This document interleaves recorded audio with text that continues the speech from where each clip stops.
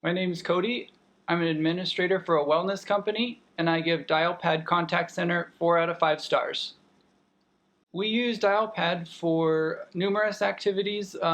Firstly, and most importantly, we do a lot of event planning, one or more times a month, where we deal with students, as we refer to them, for their event that's upcoming, and typically we're dealing with 100 or more persons per event.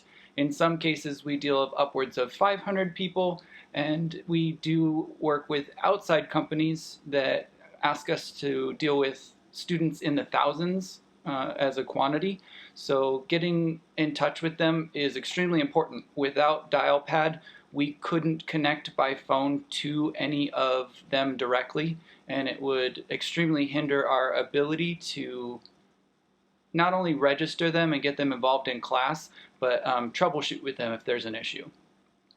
One of the things I really like about Dialpad, the ease of signing in and out.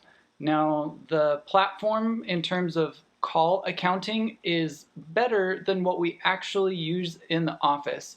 A hard line on a physical phone requires that you call a particular number and you do that old school style of press 1 for this channel, press 2 for that channel, and it can be somewhat more difficult to determine where you are in your call tracking, whereas Dialpad, because it's an application, gives us a little bit more tactile of a way to perceive calls. They're giving us a visual record, an email statement for the call when it's missed, and then we can also see a call history, much more clear than we can on our phones at the job, where you can click back a few times or for a few days. But with Dialpad, we've been able to use our entire call history throughout the process, which has been started in March.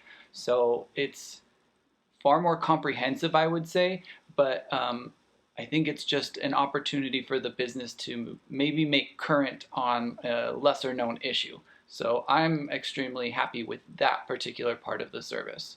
One of the reasons why I might be looking at that a little bit more stringently, I have a communications degree, so I focus on these kinds of things where that may not always be the case.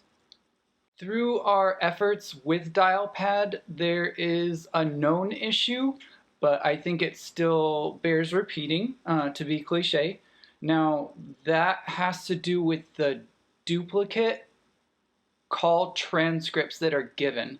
Dialpad admits in a prompt that the call transcripting service is still considered an experiment, and that's where they take the call and they type it up on your behalf.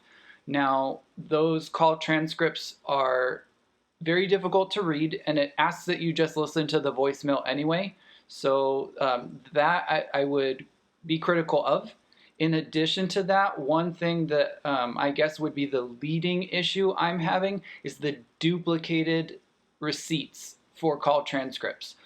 When someone calls in and leaves a voicemail, we often get 2 or 3 emails about that one call, and that one voicemail that we can see is only one record in the system. However, it's being replicated in the email particular portion of the process. And when we have an event, say this last weekend, which we did, we had students calling because we were at something like the 350 person mark. Now, on Friday, I left the office and we had 75 emails. I found out by Monday or Tuesday that only 40 to 45 of them were valid.